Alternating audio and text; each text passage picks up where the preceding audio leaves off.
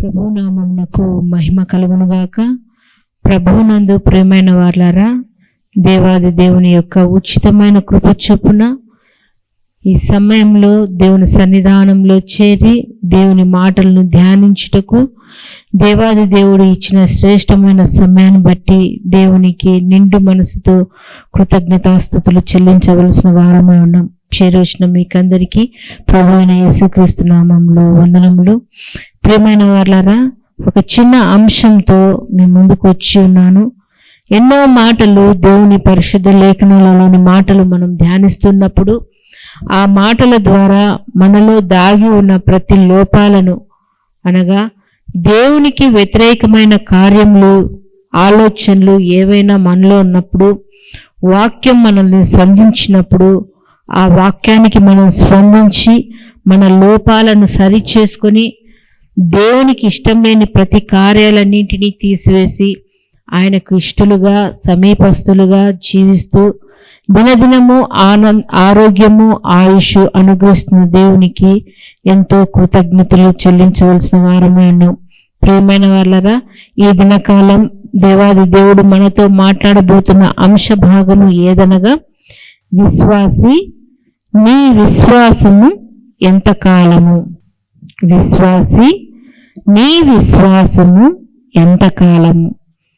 మనము విశ్వాస జీవితంలో ముందుకు కొనసాగుతున్నప్పుడు ఎన్నో శోధనలు, ఎన్నో ఆటంకాలు, ఎన్నో ఇబ్బందులు. బాగానే ప్రార్థనకి వెళ్తున్నాం, బాగానే ప్రార్థన చేసుకుంటున్నాం, కానీ అనుకోని రీతిగా ఏదన్నా మన హృదయానికి కానీ కుటుంబానికి కానీ సంభవించినప్పుడు మన విశ్వాసం ఎంతవరకు ఉంటుంది అంటే దేవుని పైన నమ్మిక ఎంతవరకు. ఫలానా ఇబ్బంది మనకు జరిగినప్పుడు దేవుడు ఏదో ఒక పాఠం మనకు నేర్పుతున్నాడు, లేదా నా నడక నా ప్రవర్తన ఏదో తేడాగా ఉంది, దేవుని దృష్టికి అనుకూలంగా లేదు, కావున దేవుడు నన్ను హెచ్చరిక చేస్తున్నాడు, నన్ను సరి చేస్తున్నాడు. కాబట్టే మా కుటుంబానికి కానీ వ్యక్తిగతంగా మనకు కానీ ఏదన్నా సంభవించినప్పుడు మనము సరి చేసుకోవాల్సిన వారమై ఉన్నాం. అలా కాక ఏదన్నా ఒక సమస్య ఇబ్బంది వచ్చినప్పుడు ఇంత గొప్పగా నేను ప్రార్థన చేస్తున్నానే, ఇంత గొప్పగా దేవుని సన్నిధానంలో నేను నడుచుకుంటున్నానే, క్రమం తప్పుకోకుండా దేవుని ఆరాధిస్తున్నాను, దేవుని సన్నిధానాన్ని విడిచిపెట్టక పాటల ద్వారా, వాక్యం ద్వారా, ప్రార్థన ద్వారా, దైవజనులు చెప్పే ప్రతి మాటకు నేను లోబడుతున్నా, నాకు ఈ సమస్యలు వచ్చినాయి కాబట్టి నా విశ్వాసంలో నుంచి నేను తొలగిపోతాను అనుకుంటే అంతకంటే గొప్ప దౌర్భాగ్యం మరొకటి మనకు ఉండదండి. కానీ ఎన్ని ఆటంకాలు వచ్చినా, ఎన్ని సమస్యలు వచ్చినా మన విశ్వాసాన్ని అంతము వరకు, అంటే ప్రభు రాకడ వరకు ఉన్నట్లయితే మనము ధన్యులము. ఆ జీవ కిరీటాన్ని మనము పొందుకునే వారంగా ఉన్నాం. ఇక్కడ కొంతమంది విశ్వాసంలో ముందుకు సాగినారు, బాగా దేవుని సన్నిధానంలో బాగా ఉన్నారు. కొద్దిపాటి సమస్యలు వచ్చేలాగా వాళ్ళ విశ్వాసాన్ని అవిశ్వాసంలోకి మార్చుకున్నారు. ఇంకా దేవుని పైన ఆధారపడుకోకుండా లోకానుసారమైన ఆలోచనలతో ముందుకు సాగి తమ జీవితాలను పతన స్థితిలోనికి తెచ్చుకున్నవారు కొందరున్నారు. సమయానుకూలంగా వారిని మీకు పరిచయం చేస్తాను. మొదటిగా మనం చూసినట్లయితేనా ఆదికాండము 19వ అధ్యాయము, ఆదికాండము 19వ అధ్యాయము 29వ వచనంలో ఉన్న దేవుని మాటలను ఒకసారి చదువుదామండి. దేవుడు ఆ మైదానపు పట్టణములను పాడు చేసినప్పుడు దేవుడు అబ్రహామును జ్ఞాపకం చేసుకొను లోతు కాపురమున్న పట్టణములను నాశనము చేసినప్పుడు ఆ నాశనము మధ్యన లోతు నశించకుండా అతన్ని తప్పించెను. ఇక్కడ లోతు భార్య గురించి దేవాది దేవుడు హెచ్చరిక చేస్తున్నాడు. ఏమంట అంటే, మనకు బాగా తెలుసు అబ్రహాము యొక్క పినతండ్రి కుమారుడైన లోతు, కుమారుడు అనుకోవచ్చు, సహోదరుడు అనుకోవచ్చు. అబ్రహాము ఎక్కడికి వెళ్తే లోతు కూడా అక్కడికే వస్తూ వచ్చినాడండి. అబ్రహాము యొక్క ప్రార్థనా జీవితాన్ని లోతు కూడా కలిగి ఉన్నాడు. అబ్రహాం గారికి వివాహమైంది, లోతు గారికి వివాహమైంది. అబ్రహాం గారి యొక్క భార్య పేరు శారా అయితే లోతు గారి యొక్క భార్య పేరు ఇక్కడ వ్రాయబడలేదు. ఎన్నోసార్లు దైవజనులు చెప్తుంటారు కదండి, వారు గౌరవప్రదమైన స్థితిలో ఉన్నప్పుడు దేవుడు వారి పేర్లు ఉచ్చరిస్తుంటాడు. వారి యొక్క స్థితి బాగలేనప్పుడు ఆయన వాళ్ళ పేర్లు ఎత్తడానికి కూడా ఇష్టపడని. ఇక్కడ గమనించినట్లయితేనా లోతు యొక్క భార్య గురించి పేరు రాయబడలేదు, కానీ ఆమె చర్యలు కొన్ని రాసి ఉన్నాయి ఈ ఆదికాండంలో. అబ్రహాము గారు, శారా గారు దేవుడు చెప్పిన ప్రదేశానికి వెళ్తున్నప్పుడు, ఇదిగో నేను చెప్పిన పట్టణానికి నువ్వు వెళ్ళు, నేను నిన్ను ఆశీర్వదిస్తాను అని అబ్రహాంకు దేవుడు వాగ్దానం ఇచ్చినప్పుడు అబ్రహాం గారు, శారమ్మ గారు వెళ్తున్నారు. ఉన్న స్థలాన్ని, ఆస్తుల్ని, అంతస్తుల్ని, బంధుమిత్రాదుల్ని అందరినీ విడిచిపెట్టి వెళ్తున్నారు. వెళ్ళి దేవుడు చెప్పిన స్థలంలో గుడారం వేసుకున్నారు. ఆయనతో పాటు లోతు యొక్క భార్య కూడా వచ్చినారు. వారు వెళ్ళినప్పుడు వారి యొక్క ఆస్తి అంటే పశువులు అన్నీ సమకూడుకున్నాయి. ఎక్కువగా ధనం సంపాదించుకున్నారు, పశువులను ఎక్కువగా ఆస్తిని సంపాదించుకున్నారు. మనము మిగతా అధ్యాయాలు చూస్తున్నప్పుడు అబ్రహాము యొక్క పశువుల కాపరులకు, లోతు యొక్క పశువు కాపరులకు సమస్యలు వచ్చినాయి, గొడవలు జరిగినప్పుడు అబ్రహాము గారు న్యాయబద్ధంగా, నాయన మనమిద్దరము బంధువులమే కానీ పనివారు బంధువులు కాదు కాబట్టి మనకు గొడవలు వద్దు, నువ్వు ఏ ప్రదేశానికి వెళ్తావో నేను మారు ప్రదేశానికి వెళ్తాను, నువ్వు తూర్పు దిక్కైతే నేను పడమర, నువ్వు ఉత్తరం అయితే నేను దక్షిణము, ఇట్లా 4 దిక్కులలో ఏ దిక్కుకు వెళ్ళినా సరే నువ్వు బాగుంటే చాలు అన్నప్పుడు ఆ లోతు గారు సొదొమ గొమొర్రా వైపుకు చూసినాడు. అది చాలా పచ్చదనంగా ఉంది. అక్కడే లోతు గారి యొక్క పతనం మొదలైందని చెప్పచ్చు. ఎందుకంటే ప్రియమైన వాళ్ళరా, ఎప్పుడైతే సహవాసంలో ఉన్నాడో, ప్రార్థనా జీవితంలో ఉన్నాడో, అంటే అబ్రహాం గారి యొక్క గుణగణాలు కలిగి ఉన్నాడో, అప్పుడు లోతు గారు కూడా ఒక మాట అనాల్సింది. చిన్నానైనా తండ్రి అయినా ఏ పదం ఉచ్చరించినా నువ్వు ఎట్లా చెప్పితే అట్లనే ఉంటాను, నీ ఇష్ట ప్రకారమే ఉంటాను అంటే లోతు గురించి ఈ రీతిగా మనం చదువుకోవాల్సిన వారముగా కాము. కానీ లోతు తన కనులెత్తి చూసినప్పుడు ఆ సొదొమ గొమొర్రా పట్టణము దేవుని తోట వలె పచ్చదనంగా కనపడిందంట, ఆకర్షణీయంగా కనపడిందంట. ఆ ప్రదేశం అంతా రమ్యంగా ఉన్నప్పుడు ఇదిగో నేను ఈ పట్టణానికి వెళ్తున్నానని తన సొంత నిర్ణయం తీసుకొని వెళ్ళినప్పుడు అబ్రహాం గారు కూడా దానికి సమ్మతించినారు. నువ్వు ఎక్కడున్నా బాగుండాలని తన పశువులను, భార్యను, బిడ్డలను అందరినీ తీసుకొని ఒక నాశనకరమైన ప్రాంతానికి వెళ్ళినాడు లోతు గారు. ఆ ప్రాంతము ఎలా ఉందంట, సొదొమ గొమొర్రా పట్టణము వావి వరస అనేది లేకోకుండా చిన్నవారిని మొదలుకొని పండు వృద్ధుల వరకు కామంతో కలిగి ఉన్న వారుగా ఉన్నారు. వ్యభిచారం కలిగిన జీవితం జీవిస్తున్న వారు ఆ సొదొమ గొమొర్రా పట్టణస్థులు. ఆ పట్టణస్థుల మధ్యలో ఈ విశ్వాస జీవితాన్ని కొనసాగిస్తున్న లోతు యొక్క భార్య అక్కడ గుడారం వేసుకొని వారు నివసిస్తున్నప్పుడు, ఇక్కడ మనం అంశం చెప్పినాం కదా, విశ్వాసి నీ విశ్వాసము ఎంత కాలము. మనం చూసినట్లయితేనా అబ్రహాము గారితో ఉన్నప్పుడు, అబ్రహాము గారు మోకరించినప్పుడు శారమ్మ మోకరించేది, లోతు మోకరించేవారు, లోతు యొక్క భార్య మోకరించేవారు దేవునికి మొరపెట్టడానికి. ఎప్పుడైతే సొదొమ గొమొర్రా పట్టణానికి వెళ్ళారో ఇక్కడ లోతు గారేమో తన విశ్వాస జీవితాన్ని కాపాడుకుంటూ వచ్చినారు, కానీ మిస్సెస్ లోతమ్మ గారు అంటే లోతు యొక్క భార్య గారు విశ్వాసాన్ని కొనసాగించలేకపోయినారు. ఎందుకు? అది ఎంతో ఆకర్షణీయంగా ఉంది, రమ్యంగా కనపడుతుంది, ఆకర్షణీయంగా ఉంది, ఎంతో సమకూర్చుకోవచ్చు. అక్కడ ఉండే అందచందాలైతేనేమి, అక్కడ వాళ్ళ వస్త్రధారణ అయితేనేమి, ఇంకా ఏమి, అవన్నీ చూసి ఆకర్షితురాలే లోతు యొక్క భార్య ప్రార్థనా జీవితాన్ని అయితేనేమి, తన విశ్వాసాన్ని అయితేనేమి క్రమంగా తగ్గించుకుంటూ వచ్చింది. ఈ మాటలు ధ్యానిస్తున్నప్పుడు యోబు గారి యొక్క భార్యను కూడా మనకు జ్ఞాపకం చేసుకోవచ్చు కదండి. ఎలా ఉంది ఆమె? అన్ని సమృద్ధిగా ఉన్నప్పుడు ముసుగేసి భర్తతో పాటు కూర్చొని ఉంది. ఎప్పుడైతే సర్వం కోల్పోయినారో యోబు గారు ఏమంటుంది?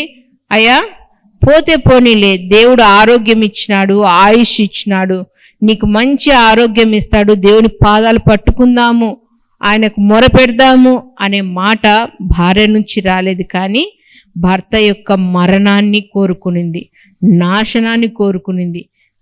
అలా కోరుకోవడం వల్ల ఆమె కొట్టివేయబడిందని లేఖనాలు తెలియజేస్తాయి.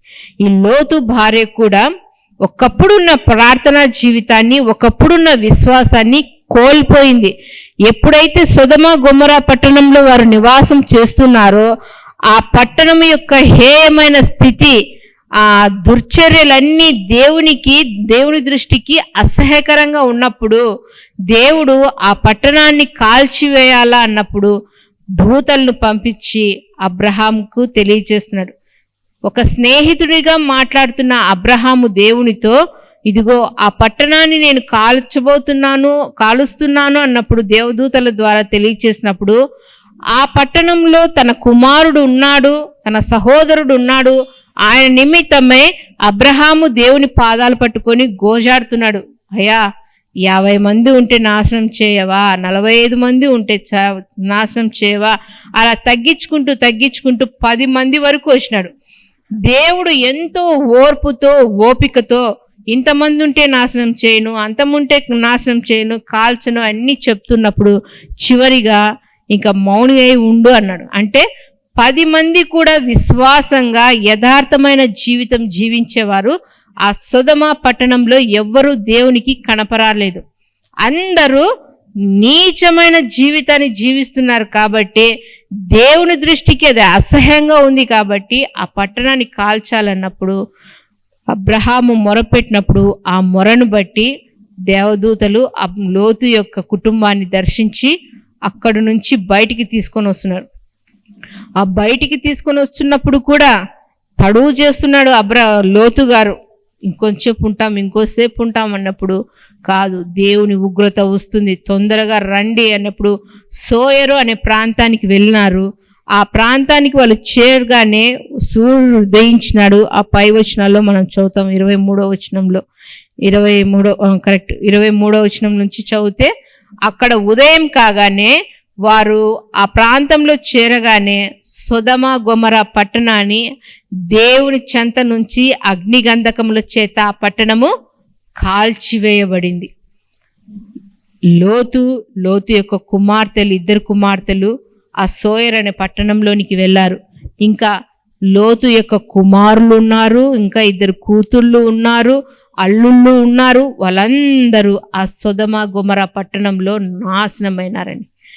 ఇదంతా ఎందుకు చెప్తున్నానంటే, విశ్వాస జీవితంలో ఉన్న లోతు యొక్క భార్య ఎప్పుడైతే ఆ పట్టణం కాల్చబడడం చూసిందో దేవుడు ముందుగానే హెచ్చరిక చేసినాడు, మీరు ముందుకే వెళ్ళండి, వెనక్కి చూడకండి అన్నప్పుడు లోతు యొక్క భార్య వెనక్కి చూసింది. చాలామంది అంటారు, నా ఆస్తి ఏమైందో, నా అంతస్తు ఏమైపోయిందో, నేను సమకూర్చుకునింది ఏమైపోయిందో, నా వస్త్రాలు ఏమైపోయాయో, నా ఇల్లు ఏమైపోయిందో అని లోతు యొక్క భార్య వెనక్కి తిరిగి చూసింది అని అంటారే. కానీ ఒక దైవజనులు చెప్తుంటే నేను విన్నాను, ఆమె వెనక్కి తిరిగి చూడడానికి గల కారణము ఆమెకు 2 కుమార్తెలతో పాటు ఇంకా 2 కుమార్తెలు ఇంకా ఒక కుమారుడు ఉన్నాడు అని చరిత్రకారులు చెప్తున్నారని కొద్ది దైవజనులు. తల్లి ప్రేమ కదండి. అయ్యో నేను 2 బిడ్డలనే బయటికి తీసుకొని వచ్చినానే, మిగతా బిడ్డలు నాశనం అయిపోతున్నారే అని వెనక్కి తిరిగి చూసి ఉప్పు స్తంభం అయిపోయింది.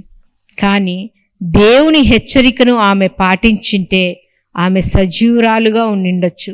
అంటే తన విశ్వాసాన్ని ఇంకా ముందుకు కొనసాగించవలసిందిగా ఉండాల్సిన లోతు యొక్క భార్య అవిశ్వాసంతో మిగిలిపోయింది. ఎలా?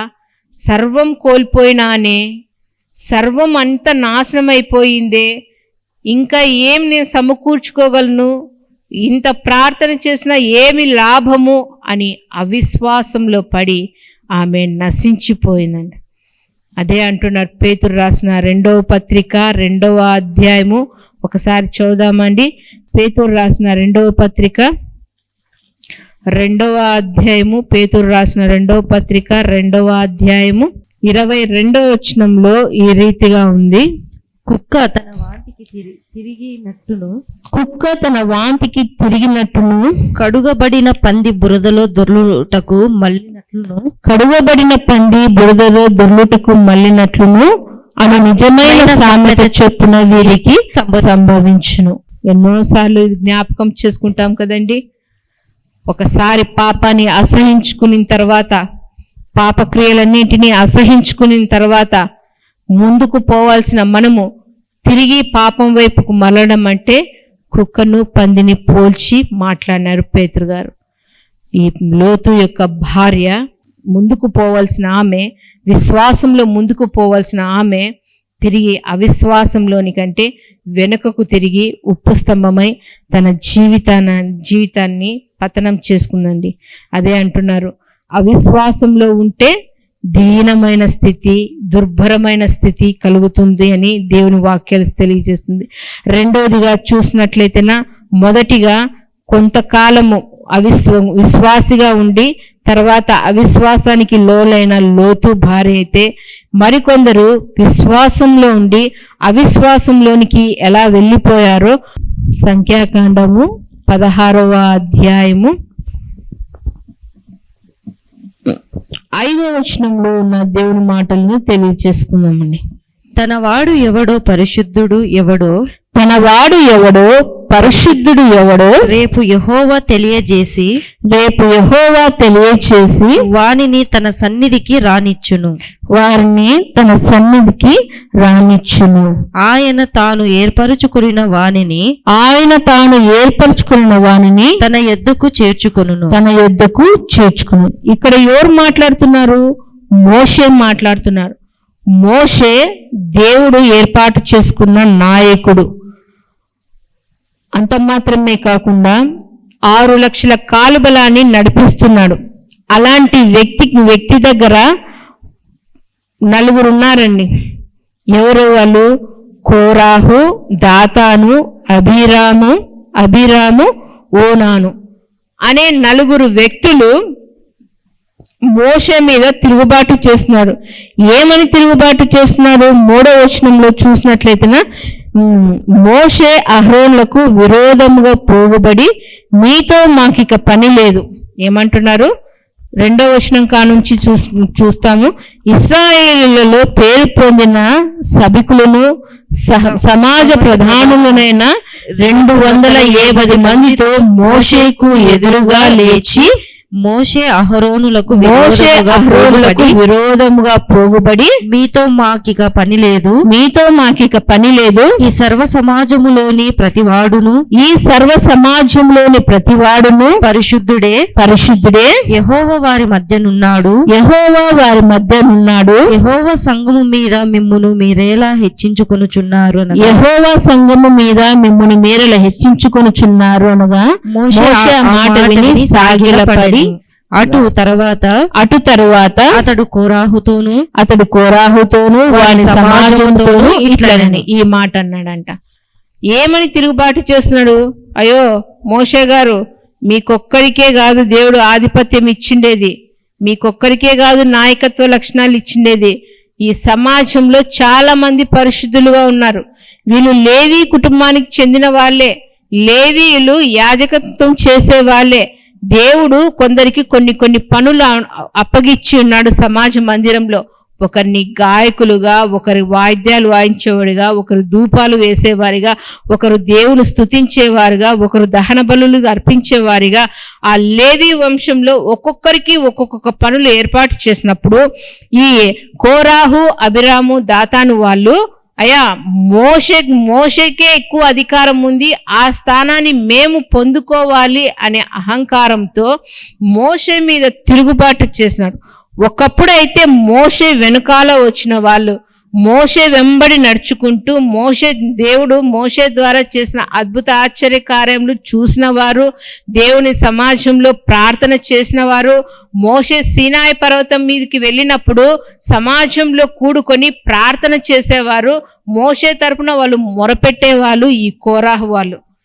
అలాంటి వాళ్లకు ఒక గుబులు పుట్టింది, మోషే ఒక్కడికేనా దేవుడు పలికేది, మాకు పలకడా, మేము నాయకత్వం చేయలేమా, మాకు అధికారం వద్దా అనే వితండవాదంతో 250 మందిని పోగు చేసుకొని, మీతో మాకు ఇక పని లేదయ్యా, మేము ధూపం వేసిన దేవుడు మా ప్రార్థన ఆలకిస్తాడు అన్నప్పుడు, ఆ మాటలు విన్నప్పుడు మోషే అంటున్నాడు, రేపటి దినకాలము దేవుడు ఎవరిని ఏర్పాటు చేసుకుంటే వాళ్ళనే దేవుని సన్నిధానానికి నడిపిస్తారు, వేచి ఉండన్నప్పుడు దేవుడు ఉగ్రత వారు రుచి చూసినాడు. అంటే మొదటగా వాళ్ళు విశ్వాసంలోనే ఉన్నారు, తర్వాత ఏమైనారు, అవిశ్వాసంలోనికి వెళ్ళినారు. ఎట్లా?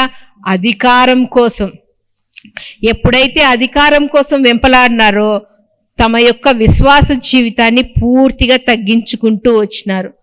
నేటి కాలంలో కూడా చాలామంది సంఘాలలో గమనించినట్లయితేనా, ప్రార్థనా జీవితం కలిగిన వారు, దేవునితో చక్కటి సత్సంబంధాలు కలిగిన వారు, దేవునితో ముఖాముఖిగా మాట్లాడుతూ అనేక సమస్యల నుంచి, ఇబ్బందుల నుంచి ప్రార్థన ద్వారా తొలగించుకునే వాళ్ళు, ఎప్పుడైతే అధికారం మీద మనసు మల్లుతుందో వారి యొక్క ప్రార్థన జీవితం క్రమంగా తగ్గిపోతూ ఉంటుంది. చూస్తున్నాం చాలా సంఘాలలో అధికారాల కోసం, ఆధిపత్యాల కోసము తమ విశ్వాసాన్ని కోల్పోతున్నారు. అధికారంలో ఉంటే అందరికీ అధికారాన్ని చెలాయించవచ్చు, నువ్వు అక్కడ కూర్చోను, ఇక్కడ కూర్చోను, నువ్వు ఆ పని చేయని. కానీ వీళ్ళు మోకరించి ప్రార్థన చేసేంత సమయం ఉండదు. అదే విధిగా ఈ కోరాహు వాళ్ళు కోరుకుంటున్నారు, మాకు అధికారం కావాలి, నీ ఒక్కనితోనే కాదు దేవుడు మాట్లాడేది, మాతో కూడా మాట్లాడతాడు అన్నప్పుడు దేవుని యొక్క ఉగ్రతతో భూమి నడిమి తెరిచి అంతమందిని మృంగివేయట కారణమైంది. మనలో ఏమైనా కానీ అధికారాన్ని కోరుకున్నట్లయితేనా, దేవా నా విశ్వాసంలో విశ్వాస జీవితాన్ని ముందుగా కొనసాగించు, వెనికి అడుగు వేసుకునే స్వభావం నాలో నుంచి తీసివేయని ప్రార్థించినట్లయితేనా దేవుడు మెండాలుగా ఆశీర్వదించేవాడుగా ఉన్నాడు. అలాగే మనం చూస్తూ వెళ్తే సంసోను కూడా దేవుడు వరపుత్రుడుగా, నాజీరు చేయబడిన వాడుగా, అంటే ప్రతిష్ఠించబడిన వాడు, దేవుని ఆశీర్వాదాలతో జన్మించిన వాడు సంసోను. అలాంటి సంసోను ఆ ప్రార్థనా జీవితాన్ని పక్కకు పెట్టి లోకానుసారమైన జీవితంలో జీవిస్తూ పాపంలో మునిగి తేలుతున్నప్పుడు దేవుడు చేయి విడిచిపెట్టేశాడండి. ఎప్పుడైతే చేయి విడిచిపెట్టాడో విచ్చలవిడి తన జీవితాన్ని జీవిస్తూ తన జీవితాన్ని నాశనం చేసుకున్నాడు. మనం కూడా కానీ మన జీవితాల్లో కానీ సమస్యలు అధికమైనప్పుడు చాలా మంది చెప్పే మాట ఏదంటేనా, సమస్య అధికంగా ఉంది, ప్రార్థన చేయడానికి కుదరడం లేదంటారు. అది చాలా తప్పండి. నీకు సమస్య అధికమైందా, నువ్వు అధికంగా దేవుని సన్నిధానంలో మోకాలు వంగాలి. 10 నిమిషాలు చేసే ప్రార్థన ఒక 20 నిమిషాల వరకు ఎక్కువ వెళ్ళాలి.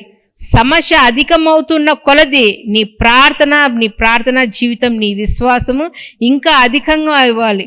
మనము బాగా తెలుసు, దానియేలు గారు దేవుని సన్నిధానంలో మొరపెడుతున్నారు, అయ్యా మా పితరులు చేసిన తప్పిదము దయతో క్షమించు తండ్రి అని దేవుని సన్నిధానంలో మొరపెడుతున్నప్పుడు దేవుని దగ్గర నుంచి ఆజ్ఞ బయలుదేరింది, దూత వస్తుంది.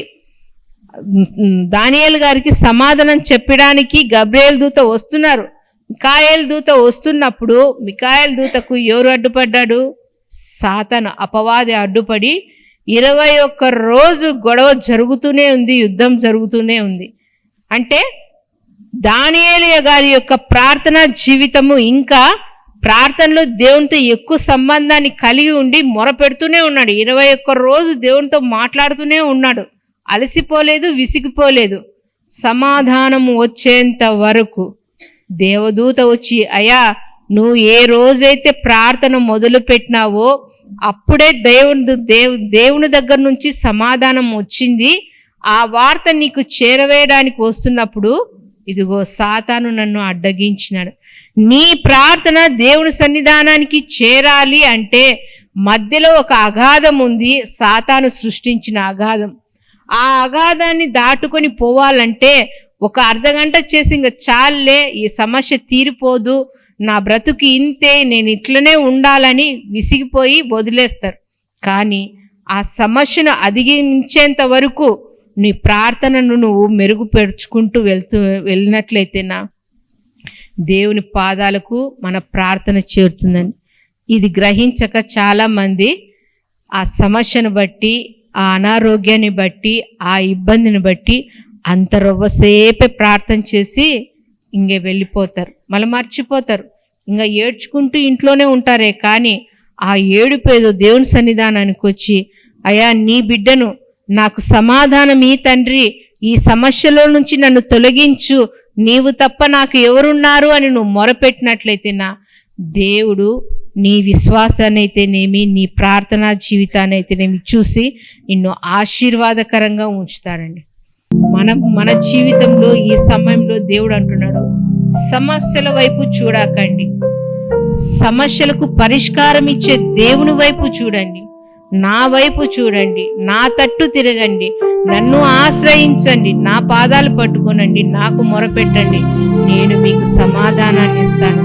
అది ఎంత పెద్ద సమస్య అయినా కానీ దాన్ని నేను తొలగివేస్తాను, తీసివేస్తాను. అవిశ్వాసంలో ఉండకండి అని ఈ సమయంలో దేవుడు మనతో మాట్లాడుతున్నాడు. ప్రియమైన సంగమా, నువ్వు సమస్యలలో ఉంటున్నట్లయితేనా నీ ప్రార్థనా జీవితాన్ని దినదినము ఉన్నతంగానే ఉండాలి. కానీ ఆ సమస్యను బట్టి దినదినము తగ్గు స్థితిలోకి ఉండకండి. విశ్వాస జీవితం ముందుకు సాగాలి. కొంతకాలం వరకే కాదు, అంతము వరకు మన విశ్వాసం దేవుడు వచ్చేంత వరకు, ఆయన రాకడ వచ్చేంత వరకు, మనం ఎత్తబడే గుంపులో ఉండేంత వరకు, అది ఎంత సమస్య అయినా ఎంత ఇబ్బందులైనా మన ప్రార్థనా జీవితము ఒకే రీతిగా ఉండాలి. అదే వచ్చినట్లయితే ప్రార్థన చేసుకున్నాం. మహాపరిశుద్ధుడు అయిన మా ప్రియ పరలోకపు తండ్రి, జీవము గల దేవ, జీవాధిపతివైన మా తండ్రి, నీ పరిశుద్ధమైన నామమునకు స్తోత్రములు తండ్రి. ఎందరైతే తండ్రి ఈ మాటలు వింటున్నారో తండ్రి, విని విడిచిపెట్టేవారు కాక వారు కూడా తండ్రి వారి యొక్క విశ్వాసాన్ని పునరుద్ధరణ చేసుకుని అంతం వరకు తండ్రి విశ్వాసంలో ముందుకు కొనసాగుటకు తండ్రి కృప చూపించమని అడుగుచున్నాం తండ్రి. మా జీవితాలలో మీరు చేస్తున్న ప్రతి విధమైన మేలులను బట్టి, ఉపకారములకు బట్టి కోటాను కోట్ల స్తుతులు స్తోత్రములు చెల్లించుకుంటూ, నేను ఎవరైనా తండ్రి దయనీయమైన స్థితిలో, ఇబ్బందికరమైన స్థితిలో, నేను ఓదార్పు లేని స్థితిలో ఉన్నారో నాయన, అట్టి వారిని దర్శించండి. నేను మీరు వారికి ఓదార్పువే, ఆదరణకర్తయే ఉండి తండ్రి వారిని ఆదరించమని వేడుకుంటున్నాను తండ్రి. ఇదిన కాలం అంతా తండ్రి మీరు మా పట్ల చేసిన ప్రతి మేలును బట్టి, ఉపకారములకు బట్టి లెక్కింపలేని స్థుతులు స్తోత్రములు చెల్లించుకుంటూ, నేను ఇంతవరకు మీ కృపలో మమ్మల్ని అందరినీ జ్ఞాపకం చేసుకున్నందుకే స్తోత్రములు చెల్లించుకుంటూ, ప్రతి ఒక్కరిని మీ కృపా హస్తాలకు అప్పగించుకుంటూ, మమ్మల్ని మేము తగ్గించుకుంటూ మీ గొప్ప నామమును హెచ్చిస్తూ, మాకు రక్షకుడు ప్రాణ విమోచకుడు అయిన నజరేయుడైన యేసుక్రీస్తు నామములో ప్రార్థించి వేడుకొనుచున్నాము తండ్రి. ఆమేన్.